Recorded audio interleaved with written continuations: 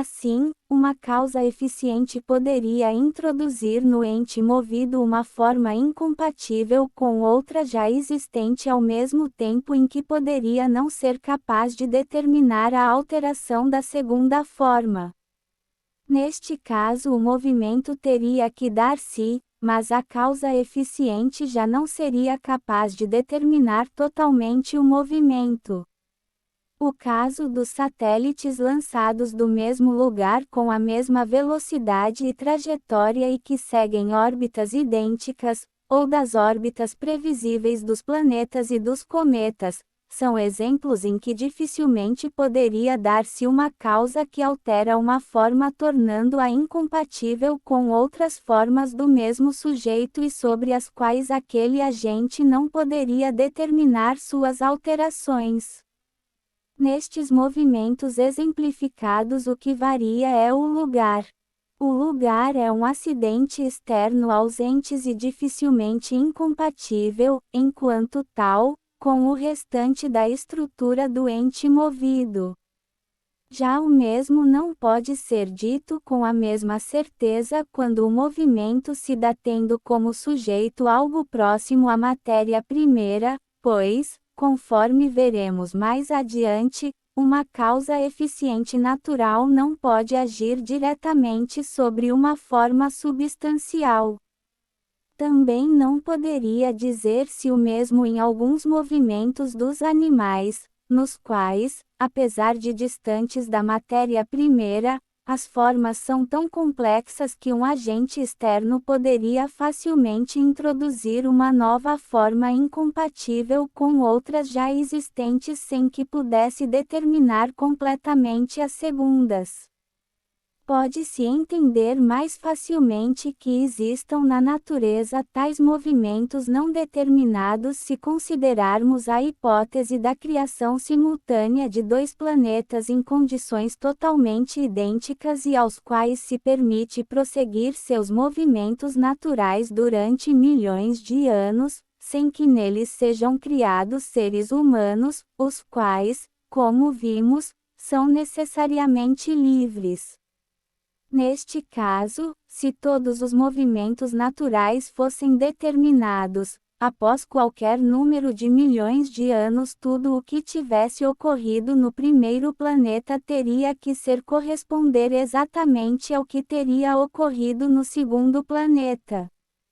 Supondo que houvesse surgido vida não humana no primeiro planeta, os mesmos seres vivos que tivessem surgido no primeiro planeta teriam que haver surgido também no segundo, e cada par destes seres vivos teria que possuir inclusive o mesmo histórico individual. Porém, ainda que não saibam explicar os motivos, ninguém se aventuraria a levar o determinismo dos movimentos naturais a este ponto. Isto somente poderia ser assim se admitirmos a existência de um princípio indeterminado, como a matéria-prima, entre os princípios constitutivos da natureza. Não existe nenhum princípio deste tipo na física newtoniana.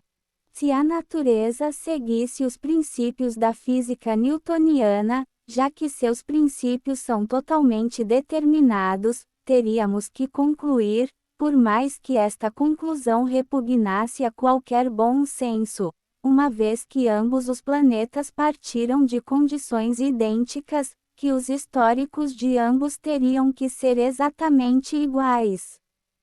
No final do comentário ao primeiro livro de Interpretationes, Santo Tomás apresenta explicações muito semelhantes às que acabamos de expor. Ali afirma Tomás que, segundo Aristóteles, é impossível que nas coisas humanas tudo seja necessário e que não exista o contingente. Se for colocado ser necessário que nenhuma das coisas que se fazem, tenha inclinação para, ambas, as possibilidades, mas todas se realizam procedentes da necessidade, seguir-se-á, nas coisas humanas, o inconveniente de que não convirá que nos aconselhemos de coisa alguma. Porém foi demonstrado no terceiro livro da Ética que o conselho não se refere às coisas que ocorrem necessariamente, mas apenas às coisas contingentes, as quais podem ser e não ser. Quanto às coisas humanas, portanto, é manifesto que o homem é ele próprio o princípio das coisas futuras que ele produz, como senhor de seus atos, possuindo em seu poder o agir e o não agir. Se removido, retirase com este princípio toda a ordenação da conversação humana e todos os princípios da filosofia moral. Estas palavras do filósofo mostram que ele considerou como princípio manifesto que o homem é princípio das coisas futuras. Porém, não só nas coisas humanas, mas também nas naturais, nem tudo é necessário, existindo também o contingente. É manifesto, acrescenta o filósofo, que também nas coisas naturais há coisas que não sempre são em ato. Ora, nas coisas em que ocorre o ser e o não ser, ocorre também o vir a ser e o não vir a ser.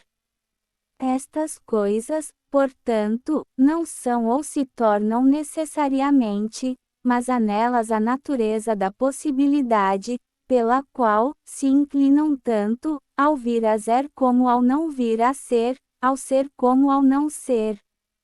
Por tudo isto o filósofo conclui universalmente que nas coisas futuras que não são sempre em ato, mas são em potência, é manifesto que nem tudo é ou vem a ser necessariamente.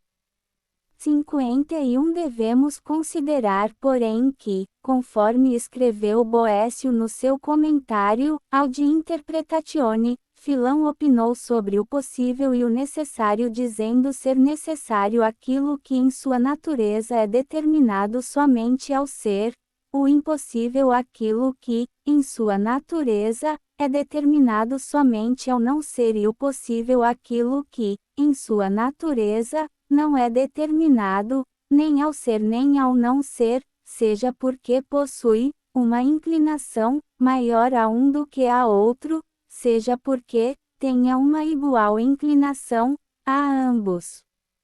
Boécio atribui esta sentença a Filão, mas é evidente que esta também é a sentença de Aristóteles. De fato, Aristóteles aponta a natureza da possibilidade e da contingência, nas coisas que procedem de nós, por sermos utilizadores do conselho e, nas demais coisas, por sua matéria estar em potência a ambos os opostos. Porém, acrescenta Santo Tomás de Aquino, até mesmo, esta que foi a sentença de Aristóteles, não é uma distinção suficiente. De fato, assim como nos corpos corruptíveis a matéria encontra-se em potência ao ser e ao não ser, assim também nos corpos celestes encontramos uma potência para situarem-se em lugares diversos, e todavia nos corpos celestes nada ocorre contingentemente, mas apenas necessariamente. De onde que deve-se concluir que a possibilidade da matéria a ambos, os opostos, falando de modo geral, não é razão suficiente de contingência, a não ser que se acrescente da parte da potência ativa que ela não seja inteiramente determinada a um dos opostos. 12. A composição dos entes naturais em matéria e forma não é um modelo. As ciências experimentais chamam de modelo a um conjunto de hipóteses pelos quais pode ser explicado o comportamento dos entes naturais. Os modelos surgem quando o cientista, depois de um extenso trabalho de observação e experimentação dos fenômenos naturais, formula, com base nos dados obtidos, uma hipótese que seja capaz de explicar o que foi observado. Se esta hipótese for capaz de explicar não apenas todos os fatos observados, como também de prever outros além dos observados, a hipótese passa a ser 52 considerada como um modelo funcional para a previsão do comportamento daqueles fenômenos naturais.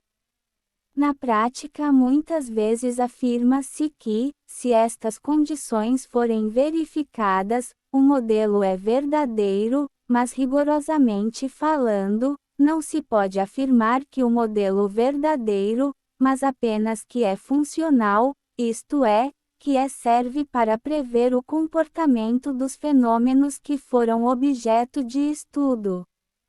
Afirmar que um modelo é verdadeiro apenas porque funciona é algo que está definitivamente além da possibilidade das ciências experimentais.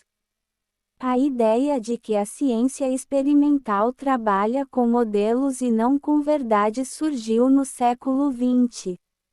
Desde Newton até o final do século XIX, a comunidade científica considerava que a física newtoniana havia apreendido a realidade última do cosmos, que o universo havia sido completamente explicado pelos princípios da física e que a ciência somente avançaria no conhecimento de novos detalhes, mas nunca no conhecimento dos princípios fundamentais, os quais supunha-se que haviam sido completamente entendidos e que eram verdades definitivas.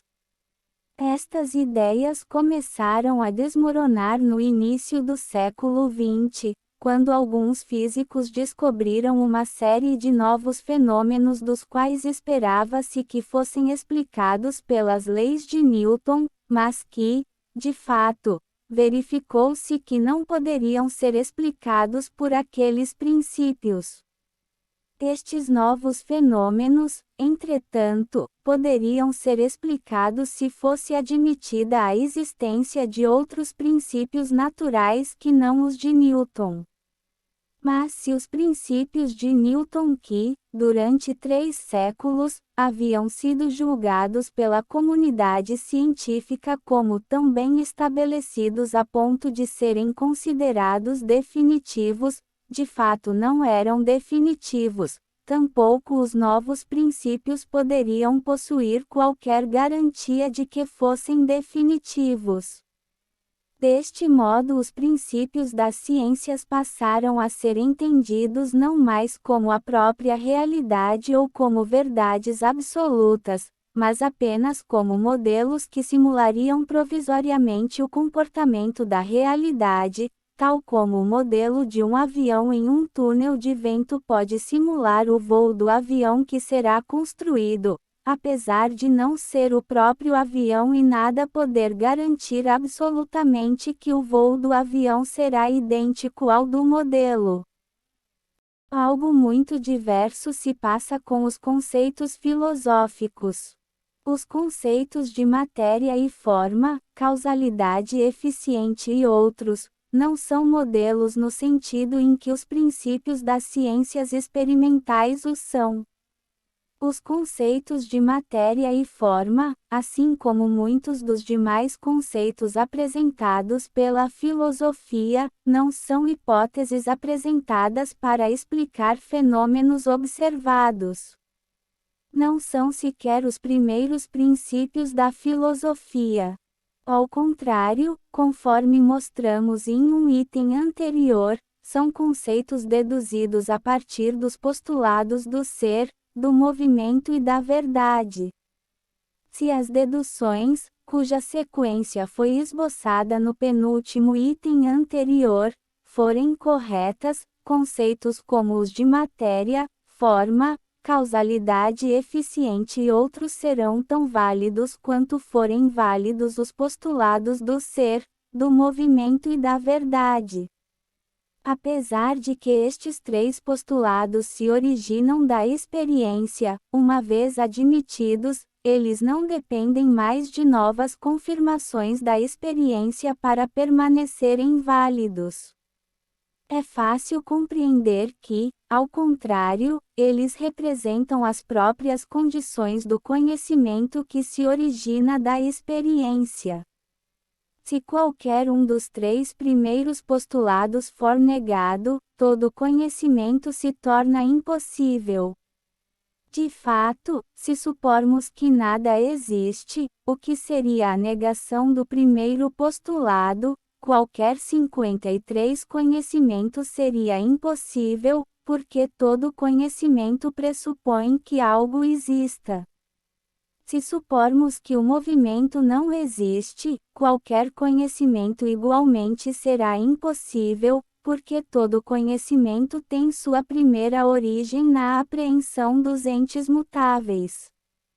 E, finalmente, se não existe verdade na apreensão do ser, nenhuma outra verdade será possível.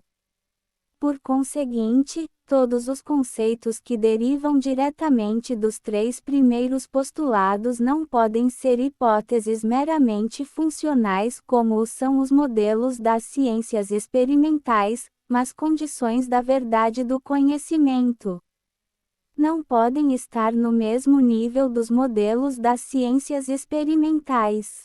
Representam um conhecimento tão certo que, se não forem verdadeiros, simplesmente não poderá existir nenhum outro conhecimento. 13. Estatuto da Filosofia. A ordem dos conceitos permite dirimir alguns erros sobre filosofia, introduzidos na cultura ocidental através de uma longa guerra ideológica, naquilo que deveria ser a mais clara de todas as linhas de pensamento. A filosofia foi combatida na sociedade moderna, mas não como resultado de um exame de seu conteúdo intrínseco. Havia interesses políticos em combater a Igreja Católica e, como em seu interior cultivava-se a filosofia, esta tornou-se o alvo dos que atacavam a Igreja. Durante a Renascença a filosofia foi desprezada pelos humanistas porque utiliza a base de um latim mais simples do que os textos da Antiguidade Clássica e, com isto, a Igreja podia ser acusada de desprezar a rica herança do paganismo. Em seguida, com o advento da Reforma Protestante, a filosofia foi desprezada pelos luteranos porque tratar-se-ia de uma forma de conhecimento inicialmente cultivada na antiguidade por pensadores pagãos e, com isto, a Igreja, que deveria haver se limitado a ensinar o Evangelho, podia ser acusada de introduzir o paganismo no mundo. Em um terceiro momento, alguns pensadores políticos que pretendiam introduzir no mundo moderno novas formas de governo, compreendendo os obstáculos que poderiam advir a este empreendimento por parte da Igreja Católica, esforçaram-se em ridicularizar a filosofia, pretendendo com isto atingir a própria Igreja. Mas o principal golpe ideológico contra a filosofia veio através da obra de Isaac Newton, hoje supostamente considerada como um paradigma de objetividade. Em vez de apresentar a mecânica newtoniana como uma metodologia de cálculo dos movimentos dos corpos celestes, Newton decidiu apresentá-la como um novo sistema filosófico que substituiria a antiga filosofia. Apesar de ter colocado claramente esta posição desde o próprio título do livro, ao qual intitulou de Princípios Matemáticos da Filosofia Natural, o autor procurou em sua vida não insistir muito neste aspecto de sua obra. Mas os pensadores iluministas, contemporâneos de Newton, perceberam claramente todo o alcance da polêmica que a verdadeira posição do autor poderia desencadear e utilizaram a sua obra para fundamentar a disseminação de suas próprias ideias, entre as quais estava a de que a filosofia seria algo que pertenceria à Idade das Trevas. 54 Nas primeiras linhas do prefácio à primeira edição dos Princípios Matemáticos da Filosofia Natural, o autor afirma que, já que os pensadores modernos, rejeitando as formas substanciais e outras qualidades ocultas, procuraram submeter os fenômenos da natureza às leis da matemática. Nesta obra procuro desenvolver a matemática tanto quanto ela esteja relacionada com a filosofia. Esta tão curta sentença de abertura esconde facilmente o alcance do projeto que estabelece. A principal obra de Newton recebeu o nome de Princípios Matemáticos da Filosofia Natural porque seu autor entendeu que os princípios da filosofia, aos quais devem ser submetidos os fenômenos da natureza, devem ser princípios matemáticos. A expressão submeter, que consta na sentença mencionada, designa justamente a relação que deve existir entre os fenômenos e seus princípios. Nesta mesma sentença afirma-se que a rejeição pelas formas substanciais e outras qualidades ocultas é consequência, por parte dos pensadores modernos, da submissão dos fenômenos naturais aos novos princípios matemáticos.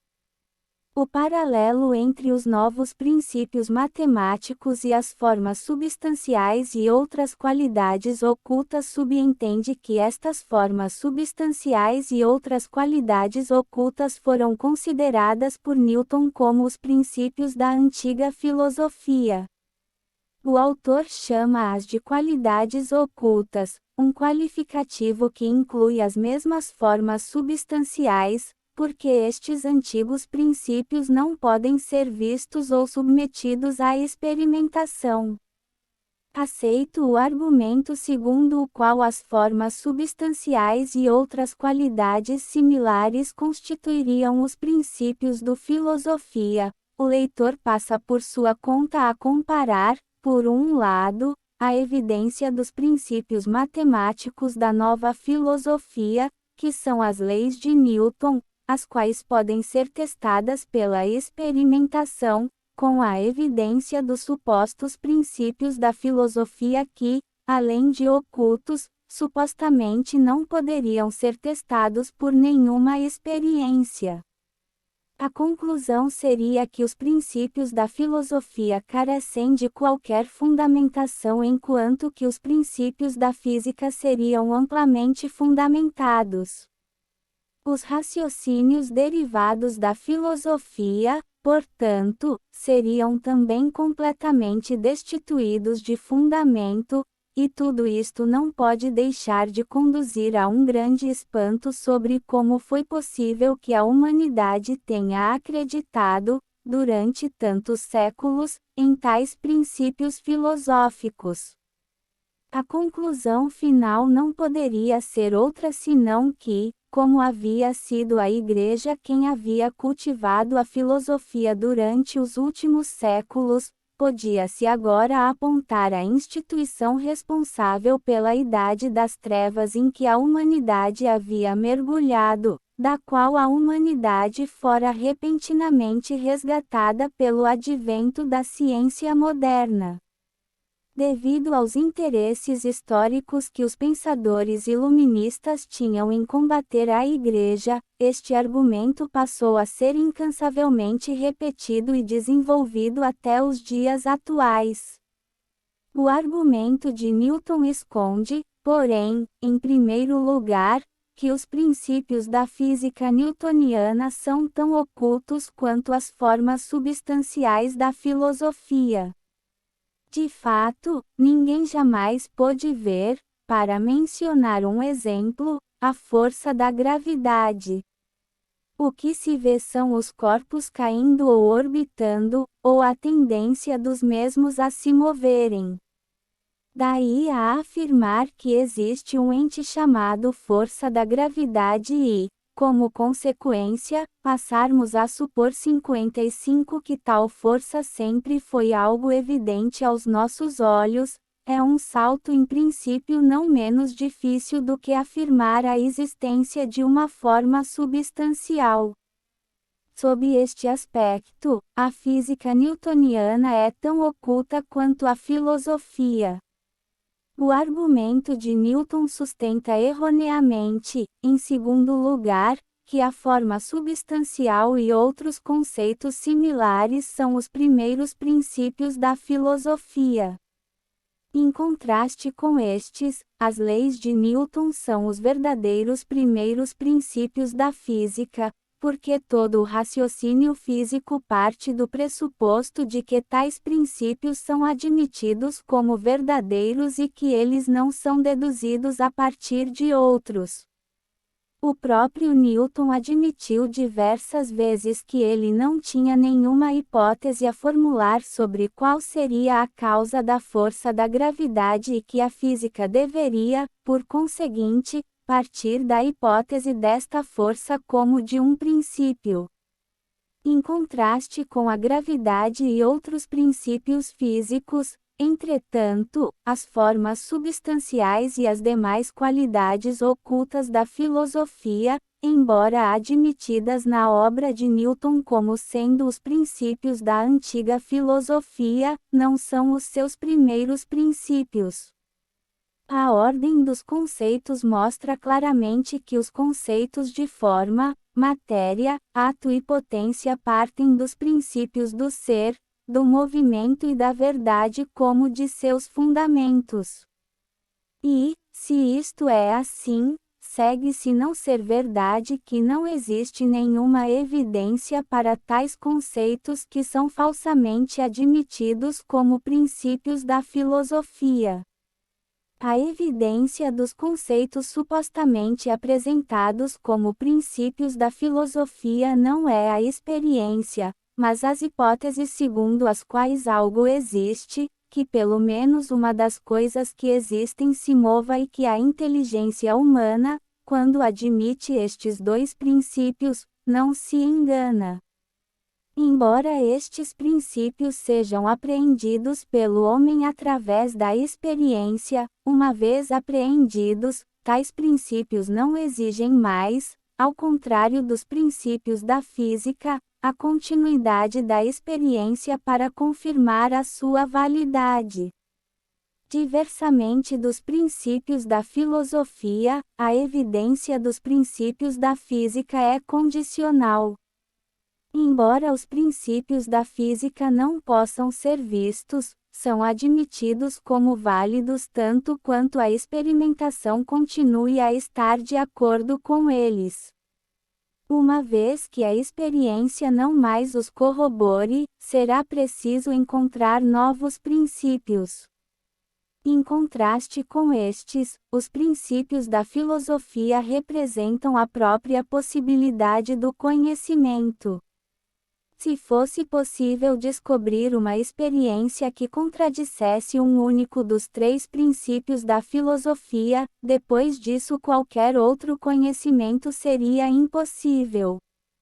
Os princípios da filosofia, portanto, e toda a filosofia que se fundamenta sobre eles, são muito mais evidentes e certos do que qualquer ciência experimental possa vir a ser, bem ao contrário do que pretendeu Newton e tem sido ideologicamente transmitido aos homens de hoje. 14. Estatuto da Filosofia.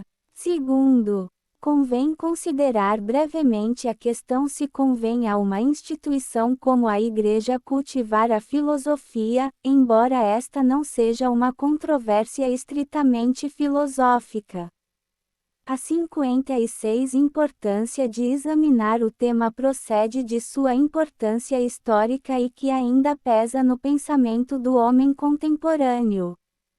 Os motivos comumente apontados pelos quais a Igreja não deveria cultivar a filosofia são, por um lado, que esta instituição deveria limitar-se a anunciar o Evangelho como o fizeram os apóstolos, isto é, com uma linguagem estritamente bíblica e teológica, em vez de recorrer à filosofia, cujas origens remontam a uma cultura pagã.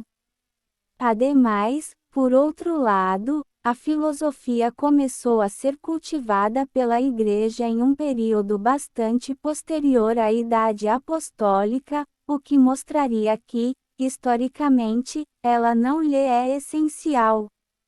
A melhor resposta a estes argumentos baseia-se nos escritos de Hugo de São Vítor, principalmente aquele texto chamado de Os Mistérios da Fé Cristã, de Sacramentes Christianae Fidei, que foi a primeira tentativa de uma ampla síntese teológica a partir da qual viria a surgir, mais tarde, a Summa Theologiae de São Tomás de Aquino.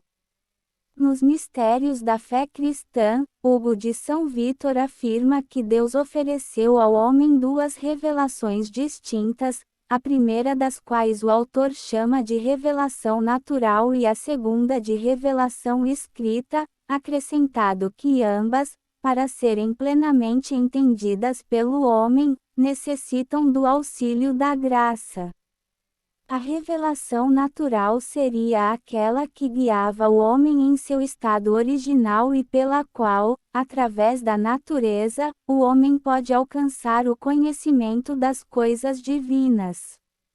É a revelação natural que São Paulo se referia quando sustenta que os romanos, mesmo não tendo sido visitados pelos profetas, serão julgados pela sua impiedade e injustiça porque, o que se pode conhecer de Deus, é-lhes manifesto, porque Deus lhe o manifestou, já que as coisas invisíveis de Deus, depois da criação do mundo, compreendendo-se pelas coisas feitas, tornaram-se visíveis.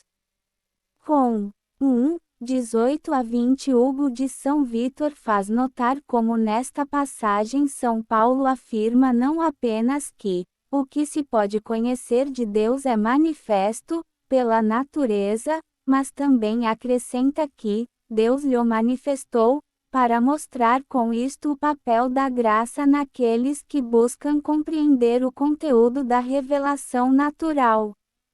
A revelação natural, portanto, não apenas existiu no estado primordial do homem, mas continua em vigor até os dias de hoje. Se não houvesse ocorrido a queda do homem de seu estado original, afirma Hugo de São Vítor, nenhuma outra revelação teria sido necessária. Mas, após a queda, com o passar do tempo, a dificuldade dos homens em compreender esta forma de revelação foi se deteriorando e, por este motivo, Deus decidiu revelar-se de um modo mais explícito através da revelação escrita. As Sagradas Escrituras contêm a revelação escrita. Tanto a revelação escrita como a natural exigem o auxílio da graça para poderem ser compreendidas, mas a escrita, além de ser mais explícita, pode ir além da natural, embora pressuponha a natural e não possa contradizê-la. 57 Desta explicação é fácil perceber que aquilo que costumamos chamar hoje de teologia é, de fato, uma reflexão sobre a revelação escrita e o que chamamos de filosofia, ou mesmo de filosofia grega, não é nada mais do que uma reflexão sobre a revelação natural. Não se trata, portanto, de uma instituição pagã, mas do próprio pressuposto da revelação escrita. E, se é assim, o que deveria causar perplexidade não é o fato da Igreja ter iniciado o cultivo da filosofia muitos séculos após a época dos apóstolos, mas o fato de não tê-lo feito imediatamente já desde o início do cristianismo. 15. Estatuto da Filosofia. Conclusão. Do que foi exposto pode-se compreender o que sucede à instituição chamada Igreja, e ao próprio homem, quando abandonam o cultivo da filosofia. Para a Igreja, 2 séculos depois de Hugo de São Vítor, São Tomás de Aquino escreveu na Summa Theologiae que, aquilo que é principalíssimo na lei do Novo Testamento, e em que consiste toda a sua virtude, é a graça do Espírito Santo, que nos é dada pela fé em Cristo. Ora, qualquer coisa parece ser aquilo que nela é principalíssimo, de onde que a lei do Novo Testamento é principalmente a graça do Espírito Santo, que é dada por Cristo aos fiéis. Summa Theologicae segundo 106a, 1. Mas, se é assim, continua Tomás, então a lei do Novo Testamento não é, ao contrário da lei do Antigo Testamento, principalmente uma lei escrita, embora contenha elementos escritos que são dispositivos à graça do Espírito Santo. Summa Theologicae segundo 106a, 1. Por este motivo, conclui Tomás, a lei do Novo Testamento derroga a multidão das leis cerimoniais e judiciais do Antigo Testamento, conservando apenas, como preceitos ou proibições a disciplina dos sacramentos e as leis morais. Summa Theologicae segundo 108a, 2. As leis morais, porém, acrescenta ainda Tomás, pertencem mais propriamente à revelação natural, embora para o julgamento de algumas delas a razão humana necessite da instrução divina contida nas Escrituras, Summa Theologicae segundo 100a, 1. 58 destas palavras de São Tomás de Aquino conclui-se que a moral cristã, dispositiva e base da espiritualidade em que consiste principalmente a lei de Cristo, está mais propriamente relacionada com a revelação natural do que com a revelação escrita, embora esta última frequentemente sirva de guia para entender a primeira. Ora, isto significa que a capacidade de compreender corretamente a espiritualidade cristã depende, como pressuposto, da capacidade que se tenha de compreender a moral cristã, a qual por sua vez depende da capacidade de compreender a revelação natural, que é o objeto da filosofia quando realizado com a ajuda da própria graça. De onde que o abandono institucional da filosofia, que se baseia nos princípios do ser, conduz necessariamente à deterioração da moral, o que por sua vez conduz a uma incompreensão ainda mais profunda da espiritualidade cristã. Para o homem, o abandono da filosofia reduz toda a sua capacidade de pensamento a princípios de validade contingente. O ser humano compreende o mundo ao seu redor principalmente através do raciocínio, o qual, porém, para que possa realizar-se, depende de princípios. O homem, portanto, será capaz de compreender tão longe quanto mais claramente partir de princípios mais excelentes.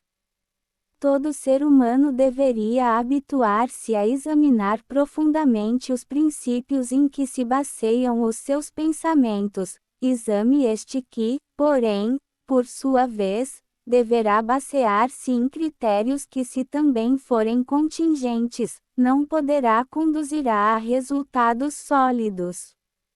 A filosofia, construindo uma síntese universal partindo de princípios que são as próprias condições do conhecimento, possibilita a imparcialidade final do exame.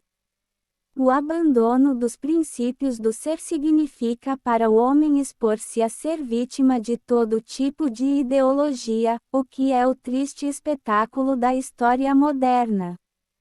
59 IV. Interrelação entre matéria e forma na natureza 1. Introdução. Conforme explicado na seção anterior, matéria e forma são os dois princípios que se unem para constituírem os entes naturais. No entanto, tanto a matéria quanto a forma não são realidades visíveis, nem detectáveis por instrumentos de laboratório, e isto não importando o quanto possa vir a evoluir a tecnologia com que são construídos estes instrumentos. A estrutura que subsiste por trás da realidade dos entes naturais é constituída por elementos puramente inteligíveis, sem que possam jamais cair sob o domínio da ciência experimental. Elementos deste tipo, no entanto, segundo a filosofia, não somente são reais como inclusive são princípios fundamentais da natureza. Nenhum dos entes que observamos cotidianamente com nossos olhos poderia existir se estes princípios neles não subsistissem de modo real. Para o objetivo deste texto, que é a determinação introdutória do que seja a vida, um destes princípios, a forma substancial, é a explicação fundamental envolvida na questão do que seja a vida. O primeiro princípio que explica a essência do que seja a vida é a forma substancial dos seres vivos, a qual a filosofia convencionou chamar de alma. A palavra alma, uma tradução portuguesa do latim anima, designa o princípio que dá animação, ou que anima, os seres vivos. Este princípio, segundo os filósofos, é a sua forma substancial, daí a definição segundo a qual a alma é a forma substancial do corpo vivente. Supondo corretas estas colocações, por um lado elas implicam que a explicação do que seja a vida transcenda a possibilidade das ciências experimentais. Por outro lado, elas exigem que penetremos mais detalhadamente na questão sobre o modo como a forma interage com a matéria para que possamos entender como deste princípio puramente inteligível, indetectável pelos recursos da ciência experimental, possa surgir a vida. 2. O que é a substância? Tudo o que se move é constituído, como de seus primeiros princípios reais, de matéria-prima e de forma substancial. Para chegar-se a esta conclusão basta postular a existência do movimento. Aceita a realidade do movimento como um princípio, a conclusão é necessária e deriva do raciocínio realizado na secção anterior deste texto.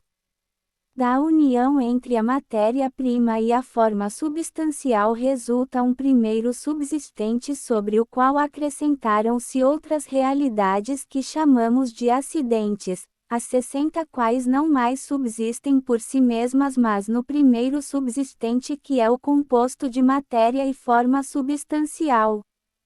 O primeiro subsistente, aquilo que é composto apenas de matéria e forma substancial, é não detectável pelos sentidos e pelos instrumentos de laboratório, já que é composto de partes, a matéria e a forma substancial, as quais, se pudessem existir separadamente, seriam também não detectáveis pelos sentidos e por estes instrumentos. Os entes passam a ser visíveis e detectáveis por instrumentos na medida em que o primeiro subsistente, composto de matéria e forma substancial, recebe os acidentes que nele subsistem. São acidentes, entre outros, a quantidade ou extensão, e as qualidades como a cor, a dureza, etc. Estas realidades não podem subsistir por si mesmas, devendo subsistir no composto de matéria e forma substancial. Os compostos de matéria e forma substancial, juntamente com os seus primeiros acidentes, estes últimos necessários para que os entes compostos possam interagir com o mundo à sua volta, são chamados de substâncias. O termo substância, entendido neste sentido, significa o composto de matéria e forma substancial juntamente com os seus acidentes necessários. Este é o sentido que corresponde à definição de substância dada por Aristóteles no capítulo 5 do Livro das Categorias, o sentido primário mais verdadeiro e estrito do termo substância é dizer que é aquilo que nunca se predica de outra coisa, nem pode achar-se em um sujeito. Como exemplo de substância podemos colocar um homem concreto ou um cavalo concreto. Deste texto pode-se concluir que as demais coisas que se predicam de um sujeito, ou encontram-se em um sujeito, não são substâncias em seu sentido primário mais verdadeiro. A leitura do capítulo 2 do livro das categorias mostra que Aristóteles, ao excluir do sentido primário de substância, aquilo que se predica de outra coisa, estava se referindo às espécies e gêneros das substâncias, as quais ele chama de substâncias segundas. Assim, este homem concreto ou este cavalo concreto são substâncias em seu sentido primário, ou simplesmente substâncias primeiras. À espécie, homem, ou ao gênero, animal, Aristóteles chama de substância segunda. No capítulo 2 do livro das categorias, o filósofo diz que a espécie e o gênero, que são também chamadas de substâncias segundas ou substâncias em sentido secundário, se predicam de um sujeito, mas não se encontram em um sujeito.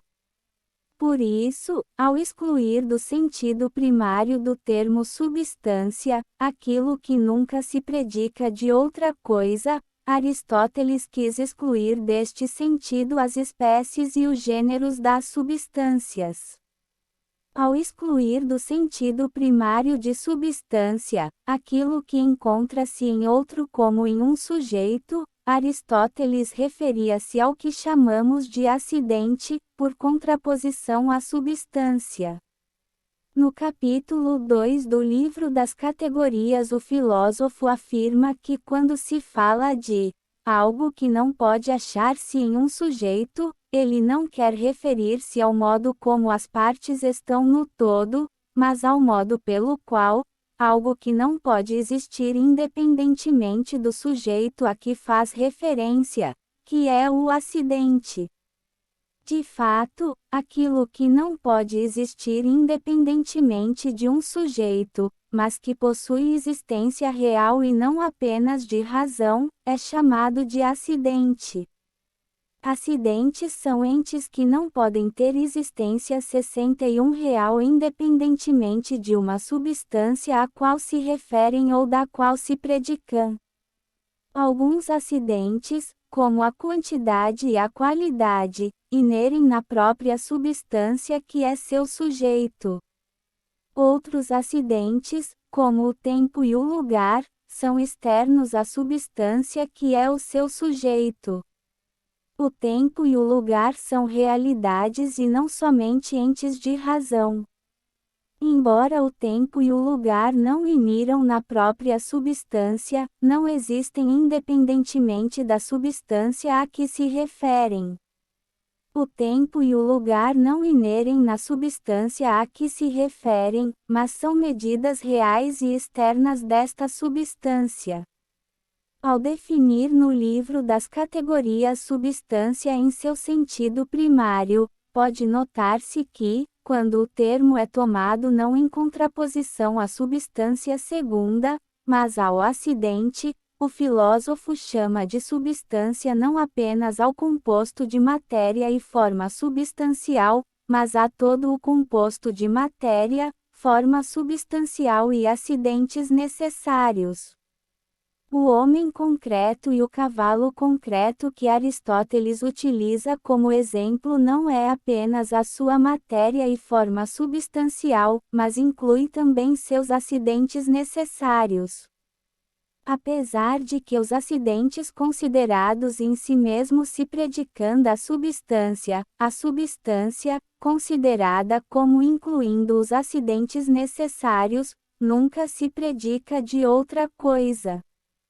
Em um outro sentido mais estrito, poderíamos chamar de substância apenas ao primeiro subsistente de matéria e forma substancial, não considerando os demais acidentes. Isto pode ser feito de duas maneiras. De um primeiro modo, considerando substância como sendo o conjunto de matéria e forma substancial existindo juntamente com outros acidentes necessários sem que, porém, se determinem quais sejam. De um segundo modo, considerando ainda mais estritamente substância como sendo apenas o conjunto de matéria e forma substancial, excluindo, porém, os acidentes necessários que se lhe acrescentaram. Tomado neste último sentido, conforme veremos mais adiante, o nome de substância não é totalmente adequado e deverá ser substituído por outro mais preciso. A primeira forma capaz de dar a possibilidade de existir a matéria é a que se chama de forma substancial. Esta possibilidade de existir é dada através de uma primeira determinação conferida pela forma à matéria, a qual por si é totalmente indeterminada. A relação entre ambas estas coisas, a possibilidade de existir e esta primeira determinação, é evidente. O que existe tem que possuir alguma determinação, tem que estar em algum lugar, tem que haver surgido em algum determinado tempo, tem que possuir alguma qualidade pela qual possa ser encontrado. O que é totalmente indeterminado, como o é a matéria primeira, não pode existir por si mesmo. Portanto, se a forma substancial confere à matéria primeira a possibilidade de existir, também tem que conferir-lhe uma primeira determinação. Ao dar-lhe, entretanto, juntamente com a possibilidade de existência, também a sua primeira determinação, a forma substancial passa igualmente a limitar o composto constituído.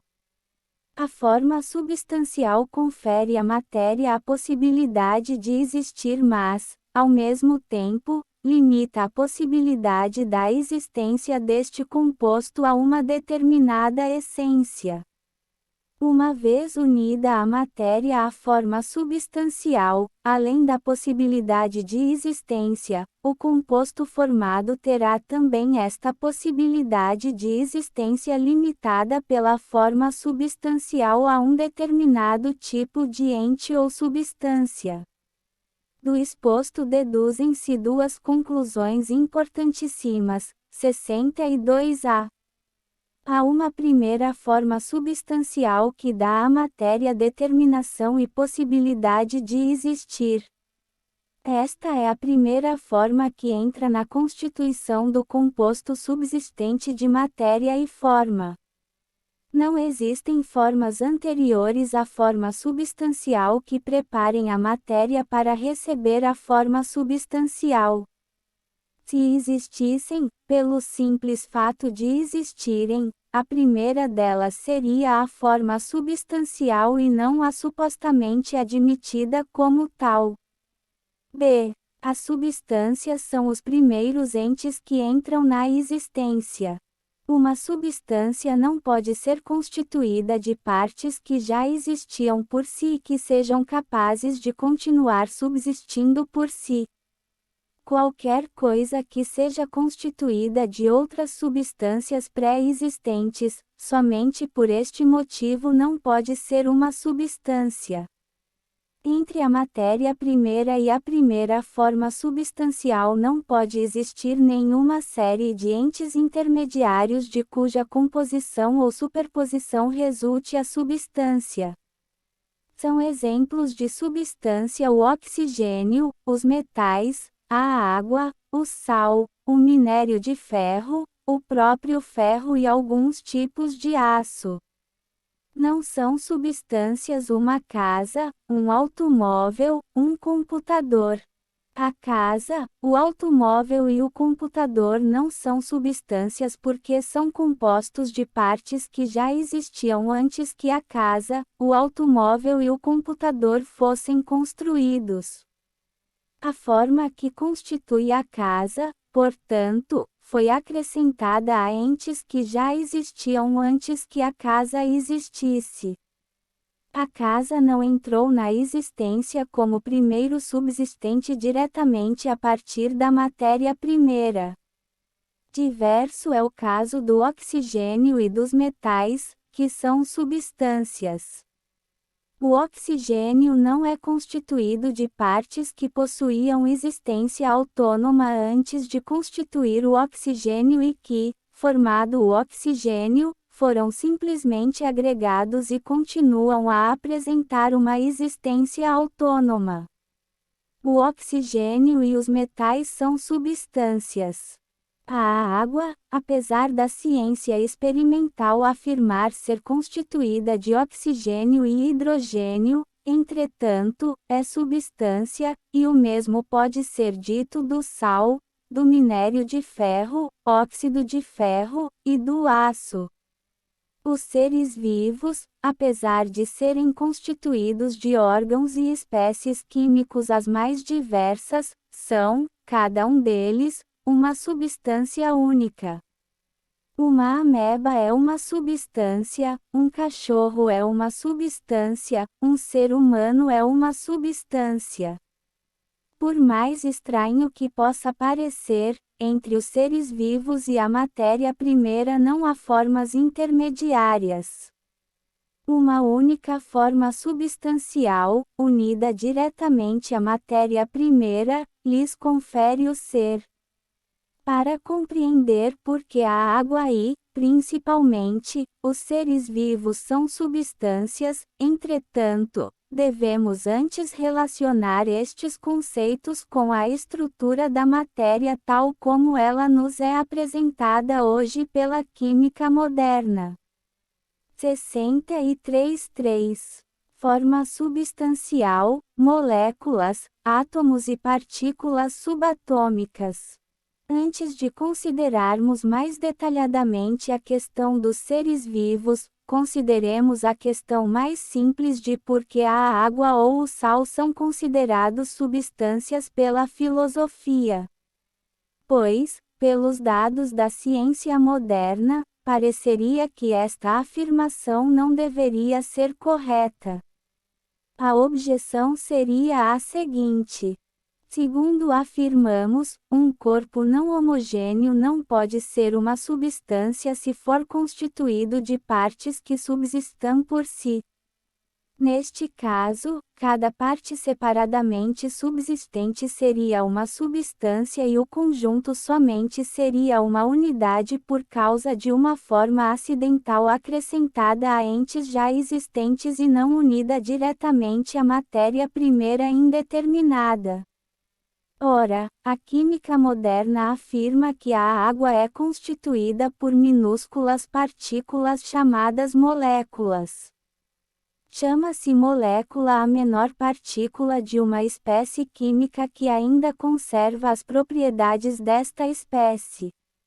No caso, cada molécula de água, por menor que seja, ainda conserva as propriedades da água, mas as partes de que ela é constituída, os átomos de hidrogênio e oxigênio, já não são água. Segundo a química, cada molécula de água é composta de 2 átomos de hidrogênio ligados a um átomo de oxigênio, e como o hidrogênio e o oxigênio separadamente não conservam as propriedades da água, não podem mais ser ditos água. Algo semelhante pode ser dito do sal e dos demais compostos químicos. Segundo este entendimento, pareceria que segundo a química a água não poderia ser uma substância segundo o modo como definido pela filosofia, porque a molécula de água, que é a menor porção possível da água, é composta ela mesma de 2 entes menores, que são os átomos de hidrogênio e oxigênio. Neste caso, a água não poderia ser composta diretamente de matéria e forma substancial, mas das partes as quais chamamos de oxigênio e hidrogênio. Portanto, se existe na água algo que devesse ser substância, talvez fossem os átomos de hidrogênio e de oxigênio, mas certamente não a própria água. A água seria composta de oxigênio e hidrogênio, afirma a química, e não de forma substancial unida diretamente à matéria-prima. Porém, continuaria a química, esta questão seria ainda mais delicada, porque cada um destes átomos parece por sua vez ser composto de partículas menores, as quais chamamos de prótons, nêutrons e elétrons. Neste caso, nem os átomos de hidrogênio e oxigênio seriam substâncias compostas de forma substancial unida diretamente à matéria-prima.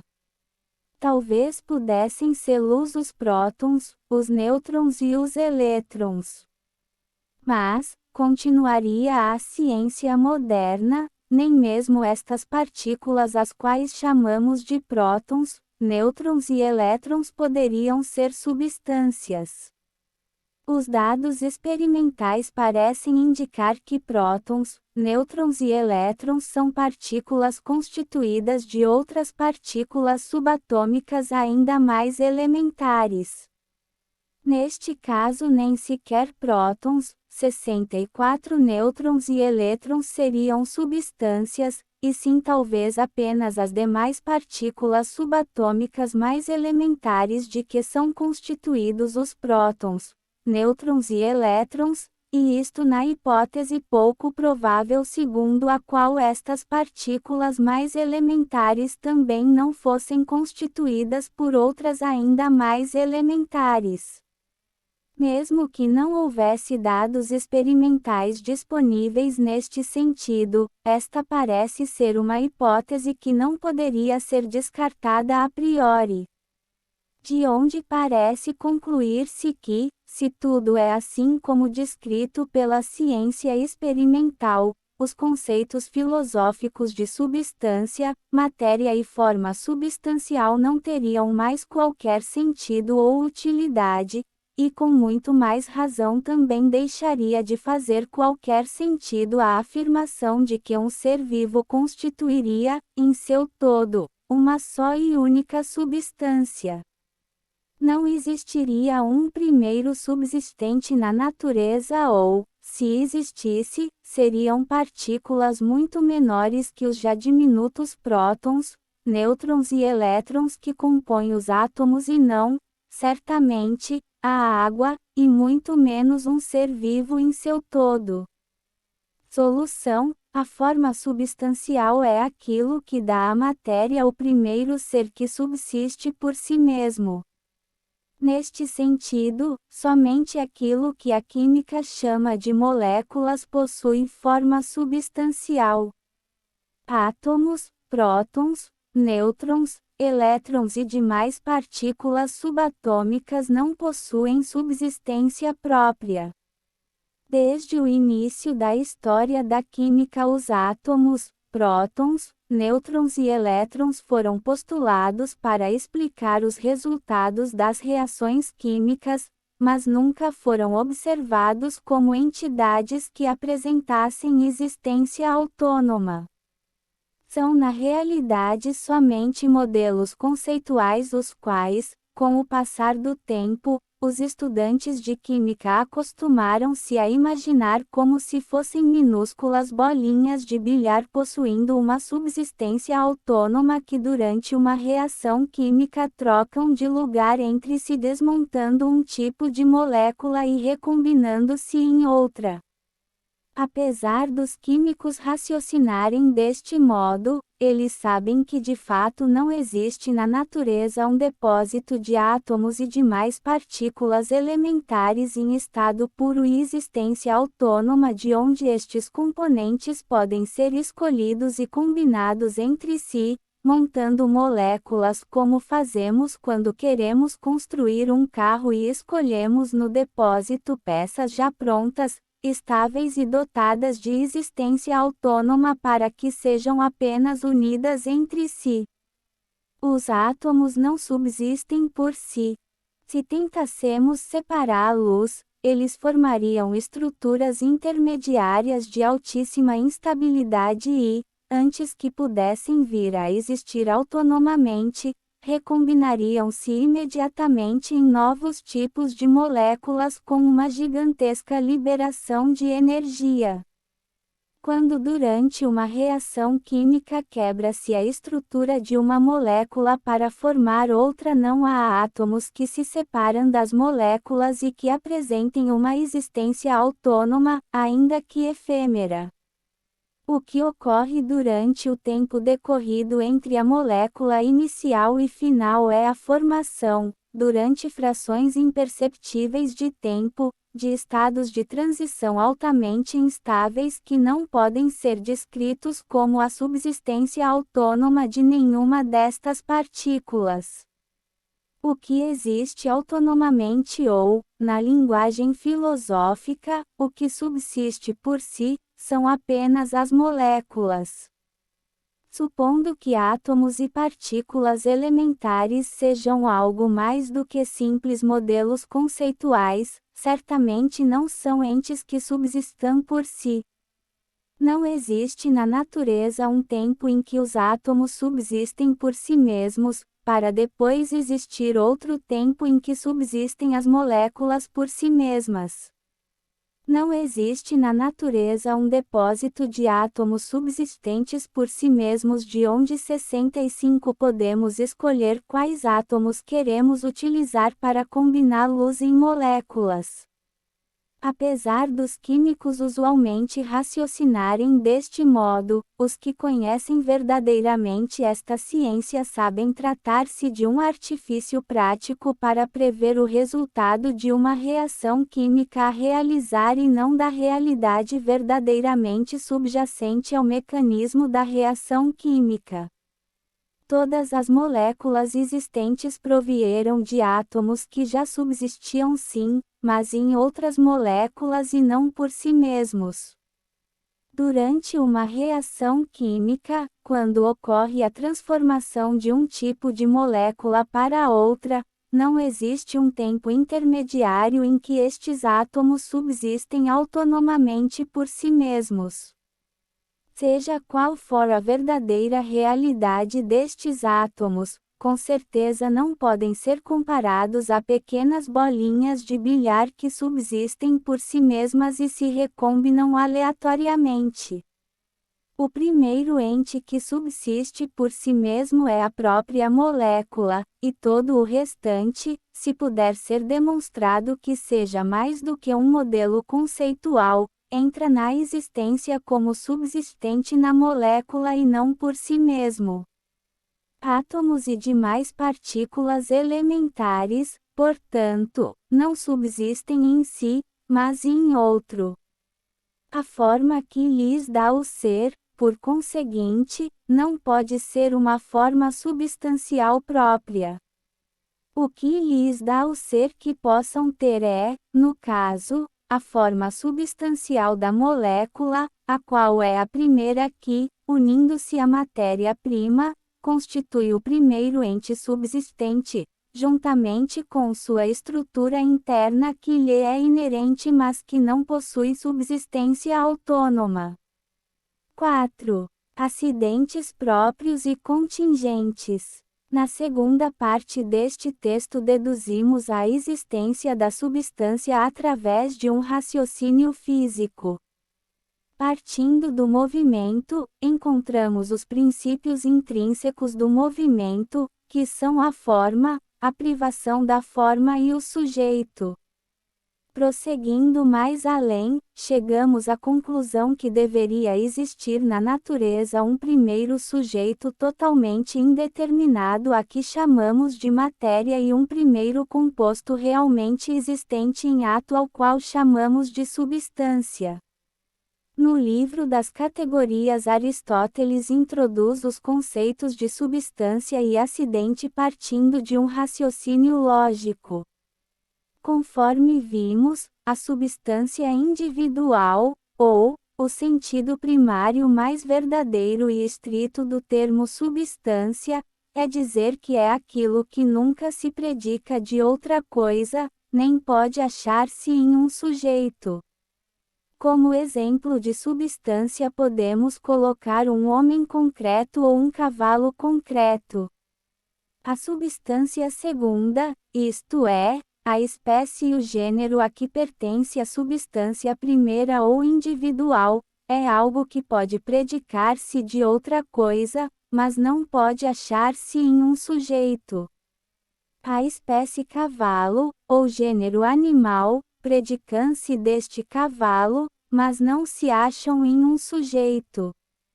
66 O acidente é, aquilo acha-se em um sujeito, entendida esta expressão no sentido de, algo que não pode existir independentemente do sujeito, e não algo necessariamente inerente ao sujeito. Alguns acidentes inerem na substância, como a quantidade, a qualidade e também a relação. Outros são extrínsecos à substância, como o lugar e o tempo, mas não podem existir sem a substância a que se referem. Os acidentes, pois, não possuem subsistência própria, mas subsistem em outro, ou pelo menos por outro, ao qual chama-se de substância, ou primeiro subsistente. A extensão de um corpo material, ou sua quantidade, é um acidente, já que não existe por si, mas em outro. As qualidades de um corpo material, como a cor e a dureza, que somente podem existir em um corpo e não em si mesmas, são exemplos de acidentes. O tempo e o lugar também são acidentes, já que são realidades que somente podem existir supondo a existência de outros entes que existam por si mesmos. No livro das categorias, Aristóteles enumerou uma lista dos gêneros de todos os acidentes possíveis. Mais tarde, no comentário às Física, São Tomás de Aquino conseguiu demonstrar que a lista das 10 categorias apresentada por Aristóteles não é meramente exemplificativa, mas abarca todos os gêneros de acidentes possíveis. Neste sentido, Santo Tomás afirma que as 10 categorias dividem-se de acordo com os modos de existência. Mas os modos de existência, continua Tomás, são proporcionais aos modos de predicação porque quando predicamos algo de outro, dizemos como estas coisas existem, e é por isso que estes modos de existência são chamados de categorias, ou predicamentos. Ora, toda predicação somente pode realizar-se de 3 modos. De um primeiro modo, predica-se de um sujeito aquilo que pertence à sua própria essência, como quando afirmamos que Sócrates é homem, e com isto temos a categoria da substância. De um segundo modo, predica-se de um sujeito aquilo que não pertence à sua própria essência, mas inere a esta essência, e com isto temos as categorias da quantidade e da qualidade ou ainda, quando esta predicação não é de modo absoluto mas em relação a outro, a categoria da relação. De um terceiro modo, predica-se de um sujeito aquilo que lhe é extrínseco, embora dependente deste sujeito, e neste caso temos as demais 6 categorias do tempo, lugar, posição, hábito, ação e paixão. Tudo o que existe ou é uma substância, que é a primeira das 10 categorias listada por Aristóteles, ou um dos 9 gêneros de acidentes que são as 9 categorias restantes.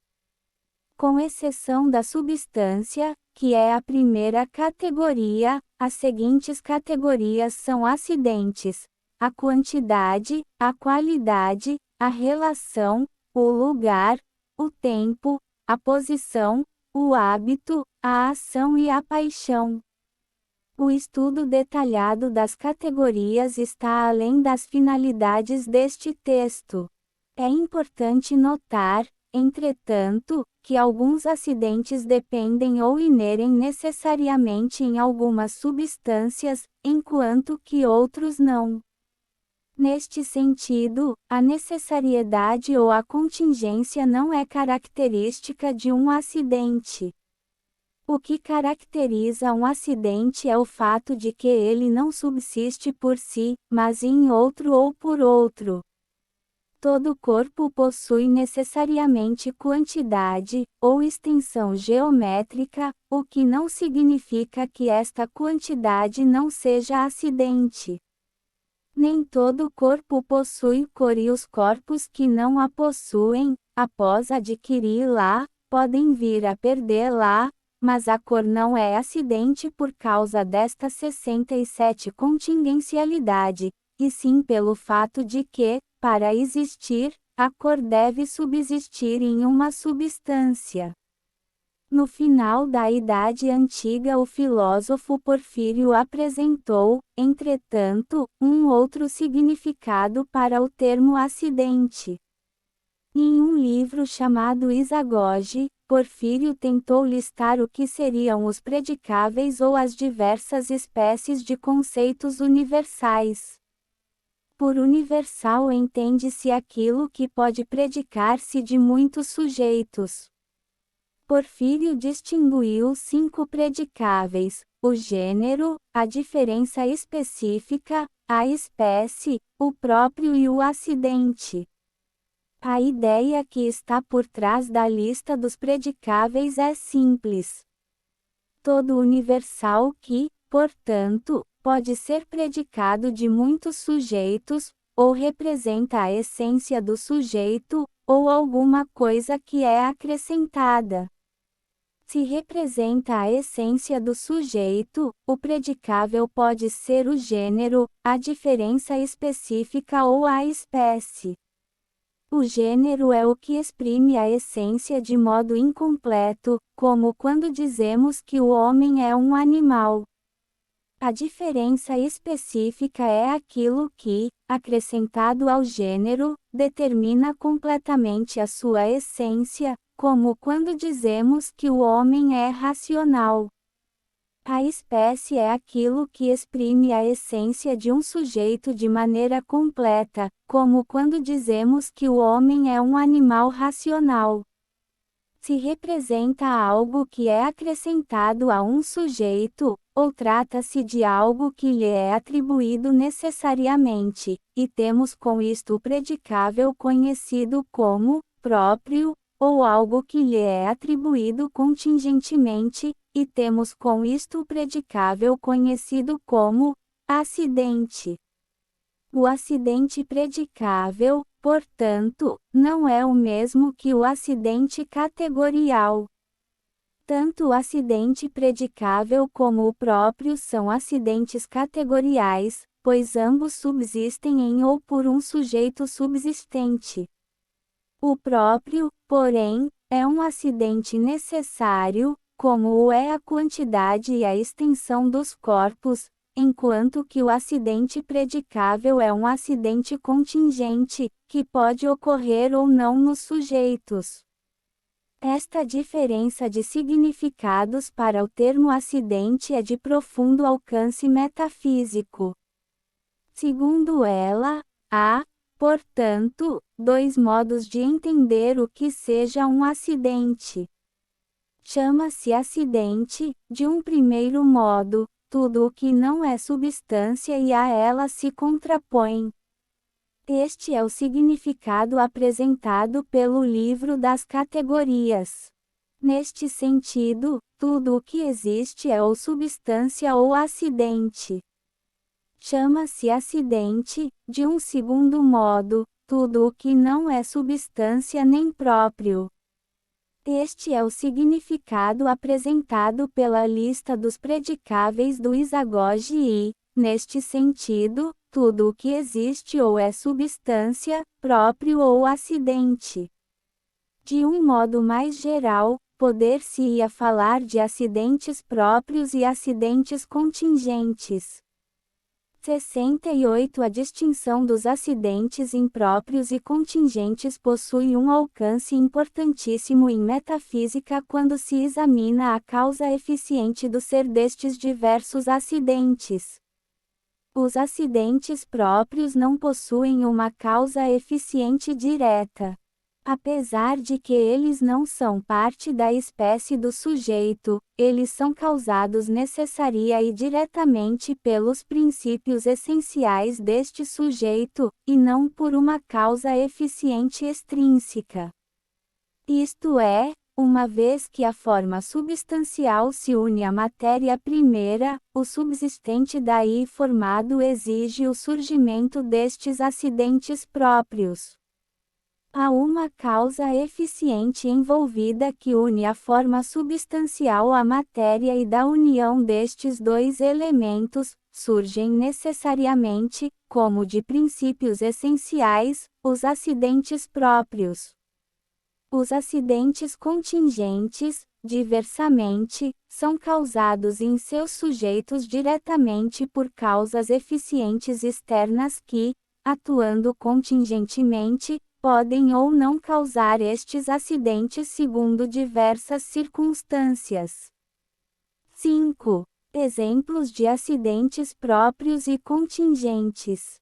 Nas coisas inanimadas pode-se distinguir mais imediatamente o que é a substância, o acidente próprio e o acidente contingente. A dureza do ferro é um acidente próprio, a disposição particular do ferro transformado em uma chave é um acidente contingente. Já a ferrugem é uma nova substância formada a partir da corrupção do ferro. Isto é, trata-se do próprio ferro que, deixando de ser ferro, transforma-se em ferrugem. Ainda que em uma barra de ferro haja apenas uma pequena quantidade de ferrugem, esta não é um acidente do ferro. A ferrugem não subsiste no ferro, mas subsiste por si mesma, raspada do ferro, ela continua como ferrugem sem necessidade do ferro. Com a passagem do tempo, todo o ferro pode se tornar ferrugem, o que mostra que a ferrugem não necessita do ferro para subsistir. A ferrugem se origina a partir de uma transformação substancial do ferro pela qual o ferro torna-se outra substância, com outra forma substancial substituindo a anterior e conferindo uma nova atualidade e estrutura à matéria primeira. Esta transformação substancial é possível porque o ferro é um composto de matéria e forma. A matéria é o sujeito que permanece durante a transformação, o que permite que a forma possa ser mudada.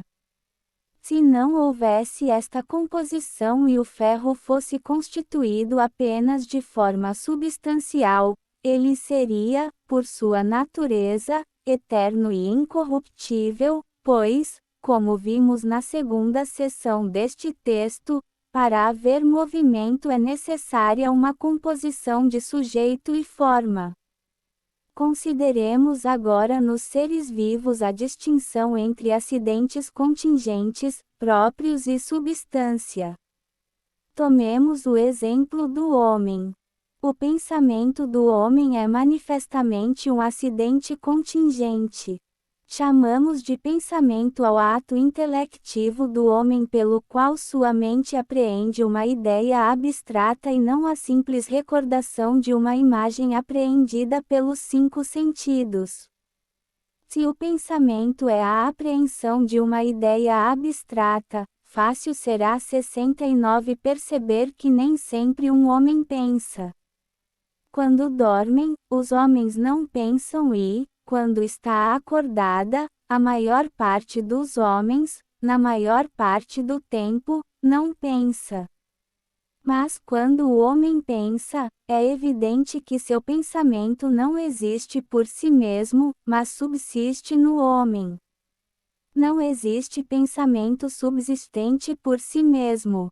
Nunca foi visto um pensamento atravessar uma rua e tomar um táxi. Para existir o pensamento deve existir o homem que pensa. O pensamento, quando existe, subsiste no homem que pensa. Como, ademais, o pensamento não subsiste de modo contínuo, às vezes existindo e outras vezes não existindo, o ato intelectivo no homem possui, por conseguinte, todas as características de um acidente contingente. O ato intelectivo humano é um acidente contingente. A mesma coisa pode ser dita dos atos da vontade e o mesmo pode ser dito também dos atos dos 5 sentidos. Nem sempre o homem vê. Apesar de que ele pareça ver a maior parte do tempo, ele pode ver coisas diferentes e desviar seus olhos de um objeto para outro. Em alguns momentos ele pode deixar de ver e em outros ele pode voltar a ver. Os atos dos 5 sentidos são também acidentes contingentes. De modo geral, os atos vitais dos seres vivos são acidentes contingentes. Ora, se em alguns momentos o homem pensa e em outros momentos o homem não pensa, existe algo no homem que pode pensar ou não pensar. Existe no homem a faculdade de pensar, e esta é permanente. A qualquer momento que ele queira, o homem pode pensar. Nenhum homem perde, ordinariamente, a possibilidade de pensar. No homem existe, portanto, não apenas o ato intelectivo, mas existe também a possibilidade permanente de produzir tais atos. Esta possibilidade chama-se de potência intelectiva. Para efeitos deste raciocínio não é necessário investigar como se estrutura a potência intelectiva, isto é, qual o seu possível órgão ou qual o seu mecanismo de funcionamento. Onde quer que seja permanentemente possível dar-se ou não dar-se um determinado ato vital, deve existir a possibilidade real de que ele se dê. Chama-se a esta possibilidade de potência daquele ato, seja qual for o modo como esta potência se estruture para subsistir.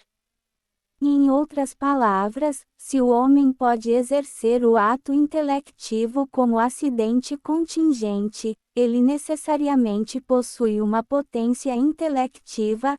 Se o homem pode ouvir ou não ouvir, necessariamente possui uma potência auditiva, e assim sucessivamente. Não importa como tais potências se estruturam ou funcionam no homem para que possam produzir seus respectivos atos. Não estamos deduzindo a existência dos atos porque identificamos os órgãos das potências, mas, ao contrário, estamos identificando a necessidade das potências porque temos, por introspecção, um pré-conhecimento dos atos correspondentes. Filosoficamente este é o caminho natural do conhecimento porque o ato é, em sua natureza, mais cognoscível do que sua potência. A potência, enquanto potência, deve ser conhecida a partir do ato, e não vice-versa. Se, portanto, existem as potências pelas quais se produzem os atos dos seres vivos, o que são estas potências? Não podem ser substâncias, porque elas compartilham a mesma natureza que os seus atos, e estes atos são acidentes. De fato, pelo raciocínio exposto, uma potência deve ser a mesma coisa que o seu ato, mas em estado potencial. As potências, enquanto potências, devem compartilhar da mesma natureza que os seus atos. Por conseguinte, se os atos são acidentes, as potências não podem ser substâncias, mesmo entendendo que fossem substâncias não em ato mas em potência, pois, Se assim ocorresse, 70 os atos correspondentes destas potências seriam atos substanciais. Conclui-se, por conseguinte, que as potências são acidentes. Se um ato é acidente, sua potência é este acidente em potência. O que está em potência para algum ser é este mesmo ser, com sua mesma natureza, mas em potência. De todo o conjunto deste raciocínio conclui-se, em primeiro lugar, que as potências dos seres vivos são acidentes próprios. Pode-se concluir também que, se as potências dos seres vivos são acidentes próprios, elas devem subsistir em alguma substância. Este assunto, porém, merece ser abordado mais adiante em uma sessão à parte. 6. Ente e essência. Quando algo passa a existir em ato, o que subsiste por primeiro? Sob um certo ponto de vista, o que se constitui em primeiro lugar é o composto de matéria primeira e forma substancial. Apesar de poder ser chamado de primeiro subsistente, a simples composição de matéria primeira e forma substancial não pode, no sentido explicado mais adiante, existir como substância individualizada. O conjunto de matéria primeira e forma substancial é também chamado de essência. A essência, que é o primeiro subsistente, existe, em primeiro lugar, somente em potência. Assim entendida, a essência é potência a um determinado ente cuja existência será limitada por esta própria essência.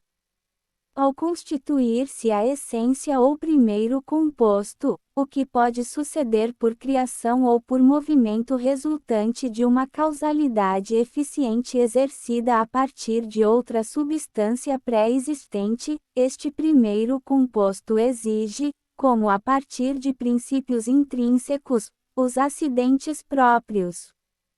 Assim, a essência depende dos acidentes próprios para que possa existir em ato. No entanto, isto não significa que a essência somente passa ao ato depois da produção dos acidentes próprios ou que o ato da essência é causado pelos acidentes próprios. De fato, segundo afirma São Tomás de Aquino na Summa Totius Logicae, há dois modos pelos quais algo pode depender de outro. De um primeiro modo, algo depende de outro como de algo que lhe é anterior, ao menos pela natureza, é neste sentido que uma coisa depende de outra como de uma de suas quatro causas, a material, a formal, a eficiente e a final. De um segundo modo, algo pode depender de outro consecutivamente, como o corpo depende da figura e a linha depende da retidão ou da curvidade, pois não pode haver um corpo no qual não haja uma figura e não pode haver uma linha que não seja reta ou curva. É conforme este segundo modo que o conjunto de matéria primeira e forma substancial, ou essência, não pode possuir existência em ato sem os acidentes próprios. Embora a essência seja potencialidade a um determinado ente, não poderia exigir, como de princípios intrínsecos, os acidentes próprios se não existisse já em ato. O que é pura potência não pode exigir nem 71 causar. Não é a potencialidade da essência que exige a atualidade dos acidentes próprios para poder passar ao ato, mas é a atualidade da essência que exige a atualidade dos acidentes. Não obstante, a essência depende dos acidentes próprios, no sentido que acabamos de mencionar, para existir em ato. Conforme afirma Tomás de Aquino na Summa Theologiae, a atualidade é encontrada primeiro no sujeito da forma acidental, isto é, na essência ou composto de matéria e forma substancial, do que na forma acidental, de modo que a atualidade da forma acidental é causada pela atualidade do sujeito. De modo que o sujeito, enquanto está em potência, é capaz de receber a forma acidental, mas enquanto está em ato é produtivo, ou exigente, do mesmo. Mas isto deve ser dito apenas dos acidentes próprios, porque dos acidentes contingentes o sujeito, agora o composto de essência e próprios, é apenas capaz de receber luz, sendo estes outros acidentes produzidos por um agente externo, e pars, questão 77a.